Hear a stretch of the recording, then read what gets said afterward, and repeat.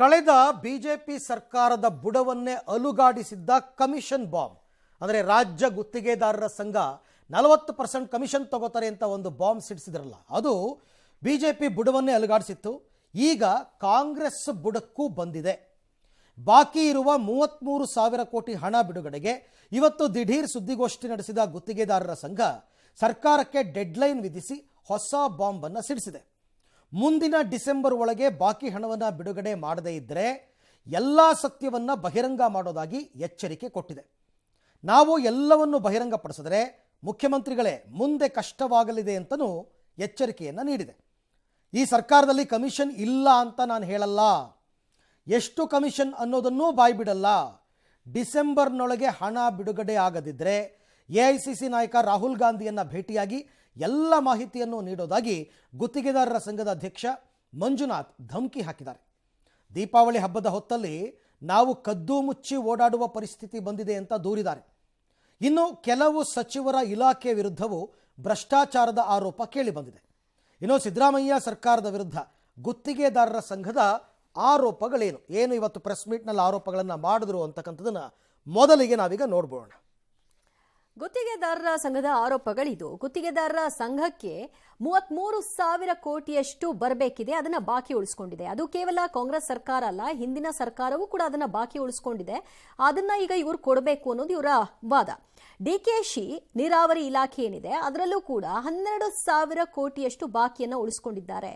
ಕೇಳಿದಾಗೆಲ್ಲ ಸಭೆಗಳನ್ನ ಮಾಡ್ತಾರೆ, ಮುಂದಕ್ಕೆ ಹಾಕ್ತಾ ಇದ್ದಾರೆ ವಿನಃ ಕ್ಲಿಯರ್ ಆಗ್ತಾ ಇಲ್ಲ. ಒಂದೊಂದು ಇಲಾಖೆಯಲ್ಲೂ ಕೂಡ 1,000, 10,000, 12,000 ಕೋಟಿಯಷ್ಟು ಬಾಕಿ ಉಳ್ಕೊಂಡಿದೆ ಅಂತ ಲೆಕ್ಕ ಕೊಟ್ಟಿದ್ದಾರೆ. ಇನ್ನು PWD 9,000 ಕೋಟಿಯಷ್ಟು ಬಾಕಿ ಉಳಿಸ್ಕೊಂಡಿದೆಯಂತೆ. ಜೊತೆಗೆ ಸಂತೋಷ್ ಲಾಡ್ ಬೈರತಿ ಇಲಾಖೆಯಲ್ಲೂ ಕೂಡ ಕಮಿಷನ್ಗೆ ಡಿಮಾಂಡ್ ಇಟ್ಟಿದ್ದಾರೆ ಅಧಿಕಾರಿಗಳು ಅಂತ. ಈ ಕಡೆ ಸಚಿವರನ್ನ ಕೇಳಿದ್ರೆ ನಮಗ್ ಬಂದಿಲ್ಲ ಅದು, ನಾವು ತಗೊಂಡಿಲ್ಲ ಅದು ಅಂತ ಅವ್ರು ಹೇಳ್ಕೊಳ್ತಾರಂತೆ. ಬಟ್ ಅಧಿಕಾರಿಗಳ ಪಾಲಾಗ್ತಿದೆ ಅಂತ ಇವರು ಆರೋಪ ಮಾಡ್ತಿದ್ದಾರೆ. ಟೆಂಡರ್ ಪಡೆಯುವ ಮುನ್ನವೇ ಅಧಿಕಾರಿಗಳಿಂದ 10ರಿಂದ 15% ಕಮಿಷನ್ಗೆ ಒತ್ತಡವನ್ನ ಹೇರ್ತಾರಂತೆ. ಇದೊಂದು ಹೊಸ ಸಂಸ್ಕೃತಿಯನ್ನ ನಾಂದಿ ಆಡಿದ್ದಾರೆ ಅನ್ನೋದು ಅವರ ಆರೋಪ. ಈಗಾಗಲೇ ಸಚಿವರಿಗೂ ಕೂಡ ಕಮಿಷನ್ ಬಗ್ಗೆ ಮಾಹಿತಿ ಇದೆ, ಆದರೆ ಯಾವ ಸಚಿವರಿಗೆ ಹೋಗಿದೆ ಎತ್ತ ಯಾರ ಹೆಸರನ್ನು ಕೂಡ ಇಲ್ಲಿ ಉಲ್ಲೇಖ ಮಾಡಿಲ್ಲ. ಸಮಯ ಬಂದಾಗ ಇವರು ಕೂಡ ಹೇಳ್ತೀವಿ ಅಂತ ಅದೊಂದು ಬೆದರಿಕೆ ಅಸ್ತ್ರವನ್ನು ಉಳಿಸ್ಕೊಂಡಿದ್ದಾರೆ. 70% ಶಾಸಕರು ಕೂಡ ಕಮಿಷನ್ಗಾಗಿ ಡಿಮಾಂಡ್ ಇಡ್ತಾರಂತೆ. ಶಾಸಕರು, ಅಧಿಕಾರಿಗಳು ಸ್ಟೇಜ್ ಬೈ ಸ್ಟೇಜ್ ಎಲ್ಲರಿಗೂ ಕೂಡ ಕಮಿಷನ್ ಹೋಗಬೇಕು.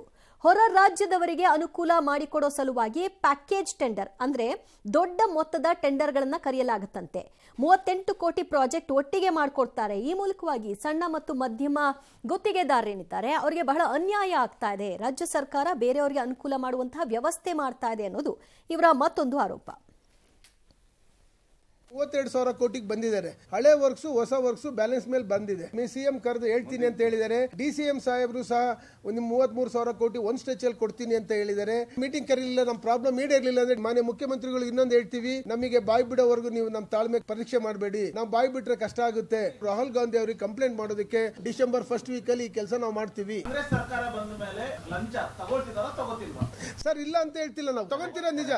ಕಾರ್ಮಿಕ ಸಚಿವರು ಅವ್ರ ಆಫೀಸರ್ಸ್ ಅವ್ರು ಒಂದೇ ಪ್ಯಾಕೇಜ್ ಮಾಡ್ಯಾರ. ತಮಗೆ ಯಾರು ಹೋಗಿ ಭೇಟಿ ಆಗ್ತಾರ ಕಾಂಟ್ರಾಕ್ಟರ್ ಅವ್ರಿಗೆ ಕೊಟ್ಬಿಡೋದು ಅಧಿಕಾರಿಗಳು. ನಾ ಮಾಡಿಲ್ಲ ಅವ್ರಿಗೆ ಆಫೀಸರ್ ಮಾಡ್ರೆ ಅವ್ರಿಗೆ ಕೇಳಿರ್ತೀವಿ. ಆದ್ರು ಬೈರತಿ ಸಾಹೇಬ್ರು ಅಂದ್ರು, ಲಾಡ್ ಸಾಹೇಬ್ರು ಅಂದ್ರು 10ರಿಂದ 15, 20 ಕಲ್ಯಾಣ ಕಾರ್ಯಕ್ರಮ ನಡೆದ. ಅದೇ ಇವರು ನಡೆಸಿರ್ಬೇಕು, ಯಾಕೆ ಕೊಡ್ತಾರೆ? ಇಲ್ಲಿ ಇವರು 33,000 ಕೋಟಿ ಹಣ ಬರಬೇಕು ಅಂತ ಹೇಳ್ತಾ ಇದ್ದಾರೆ. ಅದನ್ನು ಕೇಳ್ತಾ ಇದ್ದಾರೆ. ನ್ಯಾಯವಾಗಿ ಟೆಂಡರ್ನಲ್ಲಿ ಏನು ಅಮೌಂಟ್ ಇದೆ ಕೊಡಿ, ಸರಿ, ನಾನು ಒಪ್ತೀನಿ ಅದನ್ನು. ಆದರೆ ಪಕ್ಷಗಳು ಬೇರೆ ಬೇರೆ ಇದ್ದಾಗ ಇವರು ನಡ್ಕೊಳ್ತಾ ಇರೋ ರೀತಿ ಹೇಗಿದೆ ಗುತ್ತಿಗೆದಾರರು, ನಂಗೆ ಇದರಲ್ಲೇ ಆಕ್ಷೇಪ ಇದೆ. ಬಿಜೆಪಿ ಗವರ್ನಮೆಂಟ್ ಇದ್ದಾಗ ಇದೇ ಗುತ್ತಿಗೆದಾರರು ಪ್ರೆಸ್ ಮೀಟ್ ಮಾಡ್ತಾರೆ, 40% ಕಮಿಷನ್ ತಗೋತಾರೆ ಅಂತ ಆರೋಪ ಮಾಡ್ತಾರೆ. ಅದು ಯಾವ ಹಂತಕ್ಕೆ ಹೋಗುತ್ತೆ ಅಂದರೆ ನೇರವಾಗಿ ಇವರು ಪ್ರಧಾನಿ ಮೋದಿಗೆ ಪತ್ರ ಬರೀತಾರೆ, ರಾಜ್ಯದಲ್ಲಿ ಹೀಗೆ ನಡೀತಾ ಇದೆ ಅಂತನ್ಬಿಟ್ಟು. ಅದು ಆಮೇಲೆ ಏನೇನಾಯಿತು ಅಂತ ಎಲ್ರಿಗೂ ಗೊತ್ತು. ಭಾರಿ ದೊಡ್ಡ ಮಟ್ಟದಲ್ಲಿ ಸಂಚಲನ ಆಯಿತು. ಕಾಂಗ್ರೆಸ್ನವರು ಅದ್ರ ವಿರುದ್ಧ ದೊಡ್ಡ ಹೋರಾಟ ಮಾಡಿದ್ರು, ಪೇ CM ಅಂತ ಮಾಡಿದ್ರು, ಎಲ್ಲ ಮಾಡಿದ್ರು, ಫೈನ್. ಈಗ ಕಾಂಗ್ರೆಸ್ ಅಧಿಕಾರದಲ್ಲಿದೆ. ಕಾಂಗ್ರೆಸ್ ವಿಚಾರದಲ್ಲಿ ಯಾಕೆ ಹಂಗೆ ನಡ್ಕೊಳ್ಳಿಲ್ಲ? ಅಂದ್ರೆ ಒಂದು ಭಯನ ಅಥವಾ ಧೈರ್ಯ ಪ್ರದರ್ಶನ ಮಾಡಕ್ ಆಗ್ತಾ ಇಲ್ವಾ? ಮುಳ್ಳಿನ ಮೇಲೆ ಬಟ್ಟೆ ಇದೆ, ಅದನ್ನ ನಿಧಾನಕ್ಕೆ ಬಿಡಿಸ್ಕೊಳ್ಬೇಕು. ನಮ್ ದುಡ್ಡು ಹೋಗಿದೆ, ಅದನ್ನ ವಾಪಸ್ ತಗೊಳ್ಳೇಬೇಕು. ಬಿಜೆಪಿ ಇದ್ದಾಗ ಯಾಕೆ ಈ ಬುದ್ಧಿ ಇರಲಿಲ್ಲ ಹಾಗಾದ್ರೆ? ಈಗ ಇನ್ನೂ 2.5 ವರ್ಷ ಇರ್ತಾರಲ್ಲ ಇವರು. ಅಲ್ಲ ಸರಿ, ಈಗ ನಾನು ಹೇಳ್ತಾ ಇರೋದು, ಇವ್ರು ಹೇಳಿದ್ರು ನೀವು ಡಿಸೆಂಬರ್ ಒಳಗಡೆ ದುಡ್ಡನ್ನ ಕೊಡ್ಲಿಲ್ಲ ಅಂದ್ರೆ ನಿಮ್ಮ ಬಂಡವಾಳ ಎಲ್ಲ ಬಯಲು ಮಾಡ್ತೀವಿ. ಅಂದ್ರೆ ಇದು ಬ್ಲ್ಯಾಕ್ ಮೇಲ್ ಆಯ್ತು. ಹೌದು. ಅವ್ರು ಹೇಳ್ತಾರೆ ಇಲ್ಲೂ ಇದೆ ಲಂಚ ಅಂತ ಹೇಳ್ತಾರೆ. ಯಾವ ಡಿಪಾರ್ಟ್ಮೆಂಟಲ್ಲಿ ಎಷ್ಟೆಷ್ಟು ಲಂಚ ಇದೆ ಏನು ಎತ್ತ ನಾವು ಆಮೇಲೆ ಹೇಳ್ತೀವಿ ಅಂತಂದ್ರೆ ನಡೆದಿದೆ ಅಂತ ಆಯ್ತಲ್ವಾ. ಅಡ್ಜಸ್ಟ್ಮೆಂಟ್ ನಡೀತಾ ಇದೆ ಅಂದ್ರೆ ಇವ್ರದ್ದು ಅಡ್ಜಸ್ಟ್ಮೆಂಟ್ ಪಾಲಿಟಿಕ್ಸೇ ಆಯ್ತು. ನೀವು ಕೊಡೋಕೆ ರೆಡಿ ಇದ್ದೀರಿ, ತಗೊಳಕ್ ಅವ್ರು ರೆಡಿ ಇದ್ದಾರೆ. ನೀವು ಹಂಗಾದ್ರೆ ನಿಮ್ಮ ಹತ್ರ ಏನಿದೆ ಡಾಕ್ಯುಮೆಂಟ್ಸ್ ಪಬ್ಲಿಕ್ ಬಿಡಿ. ಯಾವ ಇಲಾಖೆಯಲ್ಲಿ ಏನ್ ನಡೀತಾ ಇದೆ ಭ್ರಷ್ಟಾಚಾರ ಕೂಡ ಬರೀ ಹೇಳಿಕೆ ಆಗಿತ್ತು, ಅದಕ್ಕೆ ನಾವು ದಾಖಲೆ ಒದಗಿಸಿರ್ಲಿಲ್ಲ. ಅವ್ರು ಹೇಳಿದ್ದನ್ನೇ ಪರಮ ಸತ್ಯ ಅಂತ ವಾದ ಇಟ್ಕೊಂಡು ಇವರು ಕ್ಯಾಂಪೇನ್ ಮಾಡಿದ್ರು. ಕಾಂಗ್ರೆಸ್ನವರು ಅದನ್ನ ಸರಿಯಾಗಿ ಯುಟಿಲೈಸ್ ಮಾಡ್ಕೊಂಡ್ರು, ಅದನ್ನ ಮಾಡ್ಕೊಂಡ್ರು ಅವರು. ಈಗ ನೀವು ಹಾಗಾದ್ರೆ ಈಗ ಡೈರೆಕ್ಟ್ ಆಗಿ ಯಾಕೆ ರಾಹುಲ್ ಗಾಂಧಿಗೆ ಪತ್ರ ಬರಿತಾ ಇಲ್ಲ? ಈಗ ಹೆದರಿಸ್ತಾ ಇದ್ದೀರಾ ನೀವು ಡಿಸೆಂಬರ್ ಒಳಗಡೆ ಕೊಡ್ಲಿಲ್ಲ ಅಂದ್ರೆ ನಾವು ರಾಹುಲ್ ಗಾಂಧಿಗೆ ಹೇಳ್ತೀವಿ, ಅವ್ರಿಗೆ ಹೇಳ್ತೀವಿ ಅಂದ್ರೆ ಭ್ರಷ್ಟಾಚಾರ ನಡೆದಿದೆ, ಕಮಿಷನ್ ತಗೊಂಡಿದ್ದಾರೆ ಅಂದ್ರೆ. ನಾನಿಲ್ಲಿ ಮಂತ್ರಿಗಳ ಬಗ್ಗೆ ಮಾತಾಡ್ತಾ ಇಲ್ಲ, ಅಧಿಕಾರಿಗಳೇ ತಗೊಂಡಿರ್ಬೋದು, ಮಂತ್ರಿಗಳು ನಮ್ಮ ತನಕ ಬಂದಿಲ್ಲ ಅಂತ ಅಂದಿರಬಹುದು. ಅದನ್ನಾದ್ರೂ ಇಡೀ ಯಾರದು ತಗೊಂಡವ್ರೆಷ್ಟು ಈ ಭ್ರಷ್ಟಾಚಾರದ ವಿಚಾರದಲ್ಲಿ ಲಂಚ ತಗೊಳ್ಳೋದೆಷ್ಟು ತಪ್ಪು, ಕೊಡೋದು ಅಷ್ಟೇ ತಪ್ಪು ಅಂದಮೇಲೆ ನೀವು ತಪ್ಪಿತಸ್ಥರಾಗ್ತೀರಾ, ನೀವು ಕೊಟ್ಟಿದ್ದೀರಾ ಅಂತ ಆಯ್ತು. ಅಥವಾ ಒಪ್ಕೊಂಬಿಡಿ, ದುಡ್ಡು ಕೊಡದೆ ಯಾವ ಸರ್ಕಾರ ಇದ್ರೂ ಕೆಲಸಗಳಾಗಲ್ಲ, ನಾವು ಕೊಡ್ಲೇಬೇಕಾಗತ್ತೆ ಅಂತಂದ್ಬಿಟ್ಟು ನೀವು ಕೊಟ್ಟ ಅಭ್ಯಾಸ ಮಾಡಿದ್ದೀರಾ ಅಂತ ಆಯ್ತು. ಅಲ್ಲಿಗೆ ಒಂದ್ ಕಡೆ ನೀವು ಅಂತಂದ್ರೆ ಈಗ ಹೊಸದಾಗಿ ಪ್ಯಾಕೇಜ್ ಟೆಂಡರ್ ಕರೀತಾ ಇದಾರಂತೆ, ದೊಡ್ಡ ಮೊತ್ತಕ್ಕೆ ಬೇರೆ ರಾಜ್ಯಗಳು ಕೊಡ್ತಾ ಇದ್ದಾರೆ. ಈಗ ಅದೇ ಆಗ್ತಾ ಇರೋದು. ಈಗೇನಾಗಬೇಕು, ಮಂತ್ರಿಗಳು ಶಾಸಕರೆಲ್ಲ ಅವ್ರಿಗೆ ಬೇಕಾದವ್ರಿಗೆ ಟೆಂಡರ್ ಕೊಟ್ಕೋತಾ ಇದ್ದಾರೆ. ಅದರಲ್ಲೂ ಆಂಧ್ರ ಪ್ರದೇಶ, ತಮಿಳುನಾಡು ಗುತ್ತಿಗೆದಾರರು ಬಂದು ಇಲ್ಲಿ ಕೆಲಸ ಮಾಡ್ತಾ ಇದ್ದಾರೆ. ಇಲ್ಲಿರೋರು ಏನ್ ಮಾಡಬೇಕು? ಇಲ್ಲಿ ಗುತ್ತಿಗೆ ತಗೊಂಡ್ರವ್ರು ಏನ್ ಮಾಡಬೇಕು? ಈಗ ಯಾರೋ ಒಬ್ಬ ಮಂತ್ರಿ ನನ್ನ ಕಡೆಯವರಪ್ಪ ಅಂತ ಅಂದ್ಬಿಟ್ಟು ಆತ ಬೇರೆ ರಾಜ್ಯದವ್ರು ಕೊಡೋದು. ಇದು ಈ ಹಿಂದೆನೂ ಇತ್ತು, ಈ ಆರೋಪ ಈ ಹಿಂದೆನೂ ಇತ್ತು. ನಮ್ಮ ರಾಜ್ಯದವ್ರನ್ನ ಬಿಟ್ಟು ಬೇರೆ ರಾಜ್ಯದವ್ರಿಗೆ ಟೆಂಡರ್ ಕೊಡ್ತಾರೆ ಅಂದ್ರೆ ತಪ್ಪು. ಅದು ಇಲ್ಲಿರೋರು ಏನು ಮಾಡಬೇಕು ಅದು ಮಾಡಬೇಕು. ಮತ್ತೆ ನೀವು ಈ ಥರ ಡಿಮಾಂಡ್ ಮಾಡ್ತಿರಲ್ಲ, ಪ್ರಾಮಾಣಿಕವಾಗಿ ಮಾಡಿ 33,000 ಕೋಟಿ ಕೊಡಿ ಅಂತ. ಇಲ್ಲ ಅಂದ್ರೆ ನಿಮ್ಮ ಬಂಡವಾಳ ಬಿಚ್ಚಿಟ್ಬಿಡ್ತೀವಿ, ಇಲ್ಲ ಅಂತಂದ್ರೆ ನಿಮ್ಮ ರಹಸ್ಯ ಹೇಳ್ಬಿಡ್ತೀವಿ. ಇದನ್ನ ಹೇಳೋದು ಹೆದರ್ಸೋದು, ಇದು ಬ್ಲ್ಯಾಕ್ ಮೇಲ್ ಅಂತ ಅನಿಸ್ಕೊಳ್ಳುತ್ತೆ. ಪ್ರಾಮಾಣಿಕವಾಗಿ ಕೆಲಸ ಮಾಡಿದ್ದೀರಾ, ದುಡ್ಡು ತಗೊಳ್ಳಿ. ಸರ್ಕಾರದ ವತಿಯಿಂದ ದುಡ್ಡು ಏನು ಬರಬೇಕು. ಆಕ್ಚುಲಿ ಇಡೀ ಒಂದು ನಗ್ನ ಸತ್ಯ ಏನು ಅಂತಂದ್ರೆ ಈ ರಾಜ್ಯ ಸರ್ಕಾರದಲ್ಲಿ ಈಗ ದುಡ್ಡಿಲ್ಲ, ಎಲ್ಲಾನು ಗ್ಯಾರಂಟಿ ಯೋಜನೆಗಳು ಹಾಕ್ಬಿಟ್ಟಿದ್ದಾರೆ. ದುಡ್ಡಿಲ್ಲ ಅಂತಂದ್ಮೇಲೆ ಮತ್ತೊಂದು ಸರ್ತಿ ನೀವು 33,000 ಕೋಟಿ, ಇಟ್ಸ್ ಅ ಹ್ಯೂಜ್ ಅಮೌಂಟ್, ಬಿಡುಗಡೆ ಮಾಡದೇ ಇರಬಹುದು. ಕೊಡಬೇಕು. ಈಗ DCM ಡಿಪಾರ್ಟ್ಮೆಂಟ್ ಅಲ್ಲಿ 12,000 ಕೋಟಿ ಇದೆ ಅಂತ ಹೇಳ್ತಾರೆ. ಈ ಹೊಸ ಯೋಜನೆಗಳನ್ನ ಘೋಷಣೆ ಮಾಡ್ತಾರೆ, ಅದಕ್ಕೆಲ್ಲ ಎಲ್ಲಿಂದ ತರ್ತೀರಾ? ಈಗ ಕೆನಾಲ್ ಮಾಡ್ತೀವಿ ಅಂತ ಹೊರಟಿದ್ದಾರೆ, ಕೆನಾಲ್ ರೂಟ್ ಮಾಡ್ತೀವಿ ಅಂತ ಅಂದ್ಬಿಟ್ಟು.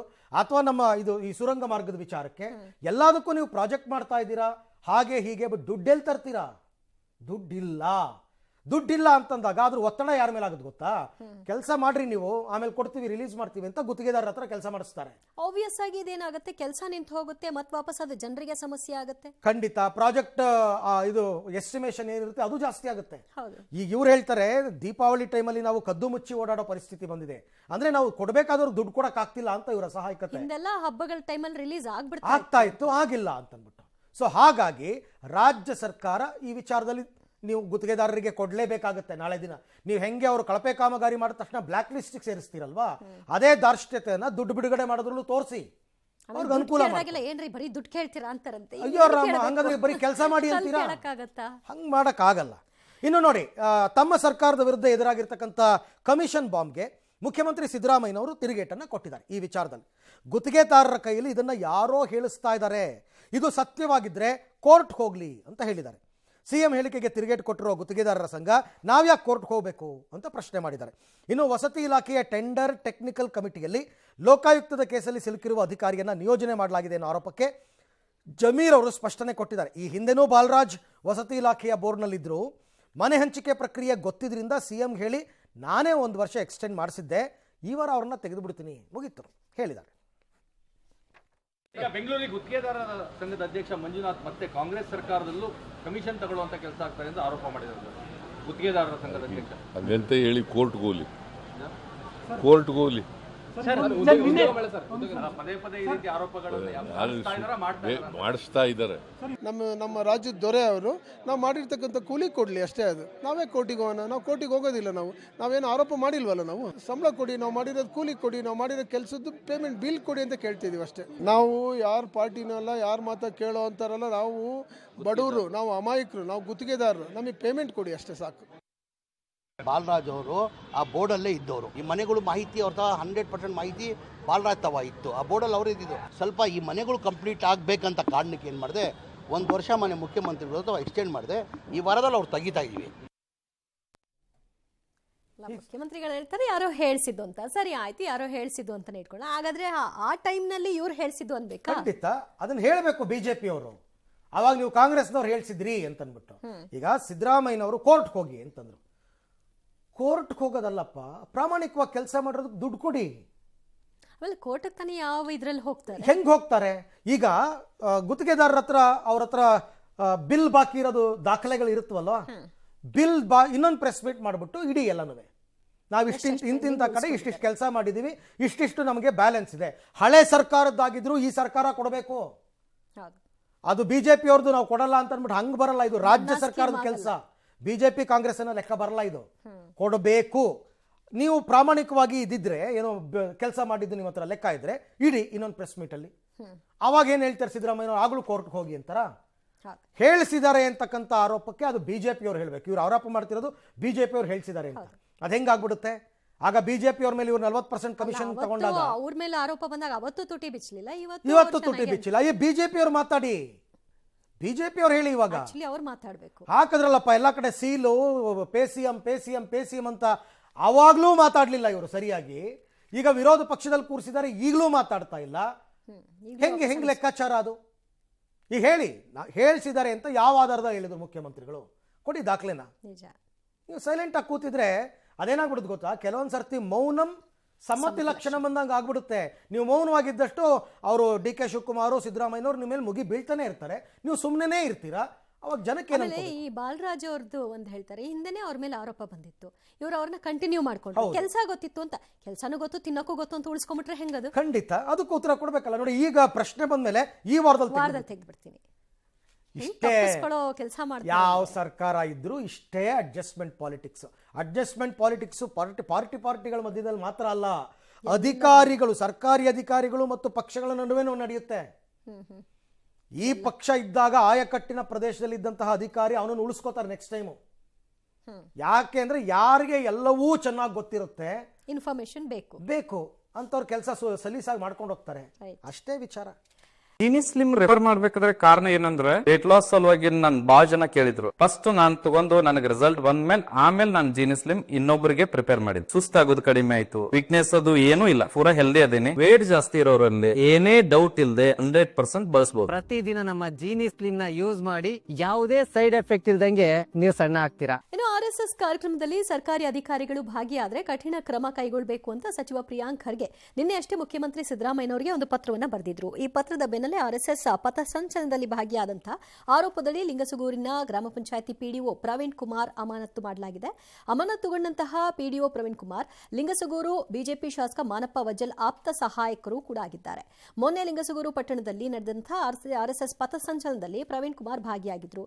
RSS ಮೇಲಿನ ನಿರ್ಬಂಧವನ್ನ ಸಿಎಂ ಸಿದ್ದರಾಮಯ್ಯ ಸಮರ್ಥನೆ ಮಾಡಿಕೊಂಡಿದ್ದಾರೆ. ಇದು ಕೇವಲ RSSಗೆ ಮಾತ್ರ ಅನ್ವಯ ಅಲ್ಲ, ಎಲ್ಲ ಖಾಸಗಿ ಸಂಘ ಸಂಸ್ಥೆಗಳಿಗೂ ಕೂಡ ಅನ್ವಯಿಸುತ್ತೆ. ಈ ಸುತ್ತೋಲೆ ಹೊರಡಿಸಿರೋದೇ ಜಗದೀಶ್ ಶೆಟ್ಟರ್ ಸಿಎಂ ಆಗಿದ್ದಾಗ ಅಂತ ಕೂಡ ಹೇಳಿದ್ರು. ಸಿಎಂ ಹೇಳಿಕೆ ಬೆನ್ನಲ್ಲೇ ಕೇಂದ್ರ ಸಚಿವ ಕುಮಾರಸ್ವಾಮಿ ಕೂಡ ತಿರುಗೇಟನ್ನ ಕೊಟ್ಟಿದ್ದಾರೆ.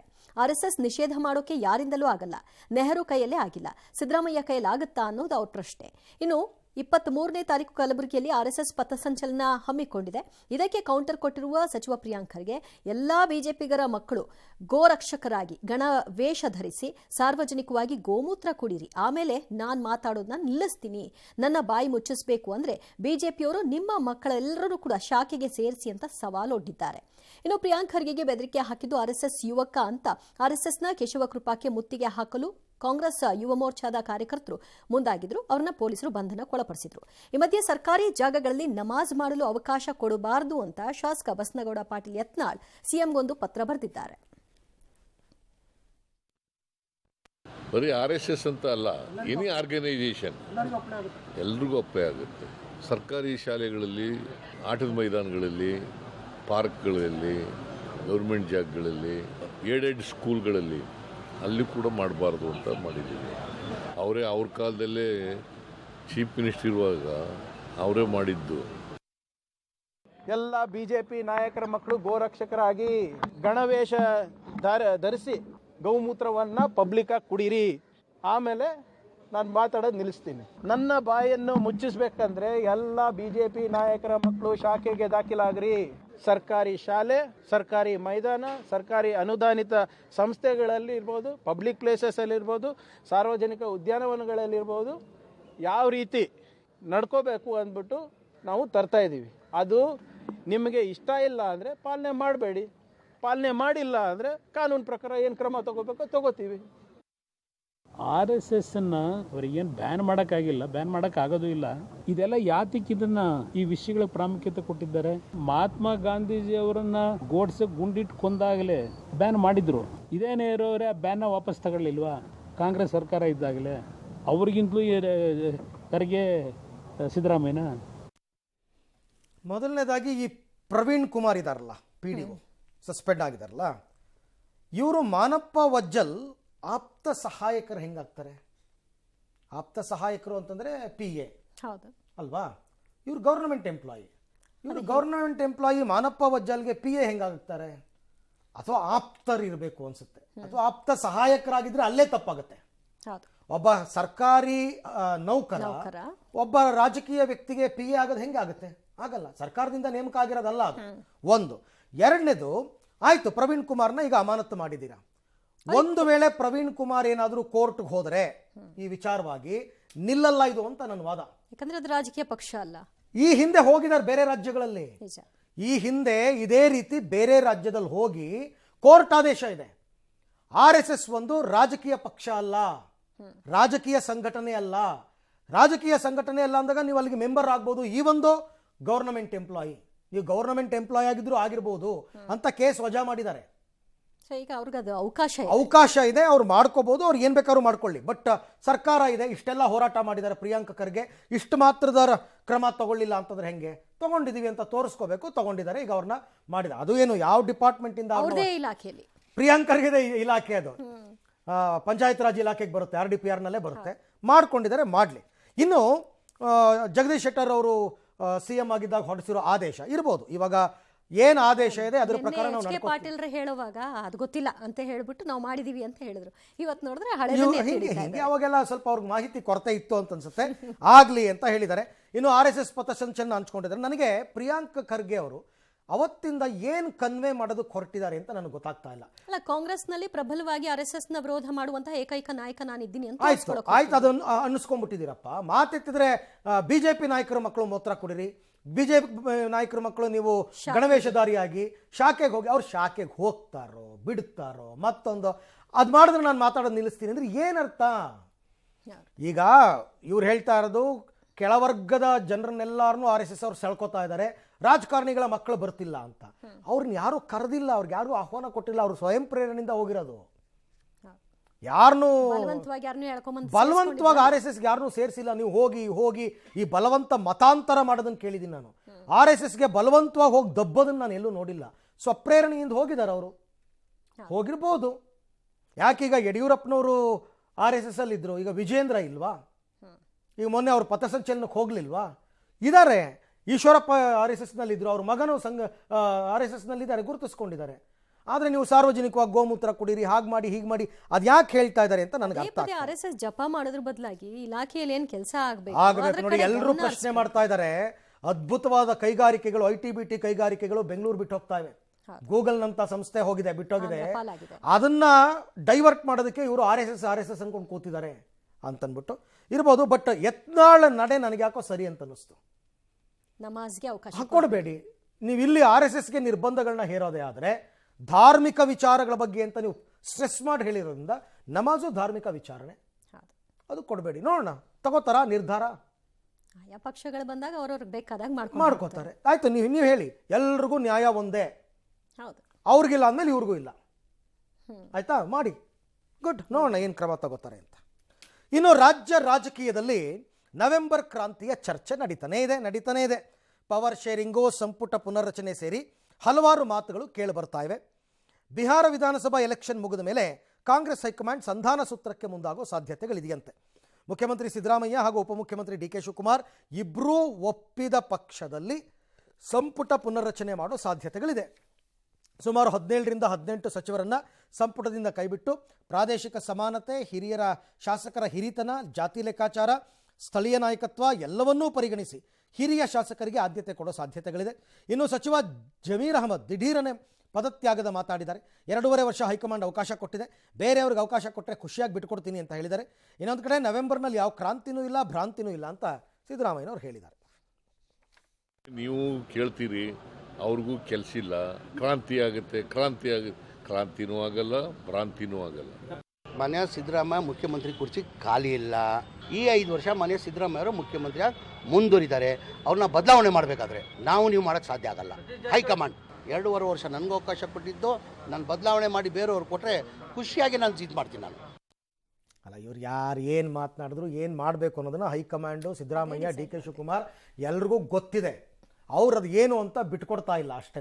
ನವೆಂಬರ್ ಅಲ್ಲೇ ಆಗುತ್ತಾ ಅಥವಾ ಅದು ಜಾನ್ವರಿಗೆ ಪೋಸ್ಟ್ಪೋನ್ ಆಗುತ್ತಾ ನೋಡ್ಬೇಕು. ಯಾಕಂದ್ರೆ ದೇವರಾಜ್ ಅರಸ್ ಅವರ ರೆಕಾರ್ಡ್ನ ಬ್ರೇಕ್ ಮಾಡಬೇಕು ಅನ್ನೋ ಒಂದು ಡಿಮಾಂಡ್ ಏನೋ ಇದೆಯಂತೆ. ಅದಕ್ಕೆ ಅಲ್ಲ, ಪವರ್ ಶೇರಿಂಗ್ ಆದ್ರೆ ನೀವು ಹೇಳ್ತಾ ಇರೋದು, ಒಂದ್ ವೇಳೆ ಏನಾದರೂ ಆಯ್ತು ನವೆಂಬರ್ 20ನೇ ತಾರೀಕಿನ ಮೇಲೆ ನೀವು ಕ್ಯಾಬಿನೆಟ್ ರೀಶಫಲ್ ಮಾಡ್ಕೊಳ್ರಪ್ಪ ಅಂತಂದ್ರೆ ಅಲ್ಲಿಗೆ ಸದ್ಯಕ್ಕಂತೂ ಸಿದ್ದರಾಮಯ್ಯನವರು ಮುಖ್ಯಮಂತ್ರಿ ಸ್ಥಾನ ಬಿಡಲ್ಲ ಅಂತಾನೆ ಆಗುತ್ತೆ. ಹೌದು, ನೀವು 15, 18, 20 ಎಷ್ಟೋ ಜನ ಮಂತ್ರಿಗಳು ತೆಗಿಬಹುದು ಹೊಸದಾಗಿ. ಸಾಮಾನ್ಯವಾಗಿ ಯಾವುದೇ ಸರ್ಕಾರ ಬಂದರೂ ಅರ್ಧ ಟರ್ಮ್ ಮುಗಿದ ಮೇಲೆ ಒಂದು ಫ್ರೆಶ್ ಕ್ಯಾಬಿನೆಟ್ ಬೇಕು ಅಂತ ಲೆಕ್ಕಾಚಾರ ಇರುತ್ತೆ. ಹಾಗಾಗಿ ಮಾಡ್ಬೋದು. ಈಗ ತುಂಬ ಜನ ಅವಕಾಶಕ್ಕೋಸ್ಕರ ಕಾಯ್ತಾ ಇದ್ದಾರೆ, ಕೊಡ್ಬೋದು, ಯಾರಿಲ್ಲ ಅಂತಾರೆ, ಮಾಡ್ಕೋಬಹುದು. ಬಟ್ ಅಲ್ಲಿಗೆ ಒಂದು ಮುಂದೂಡಿಕೆ ಸಿಕ್ಕಂಗಾಗತ್ತೆ.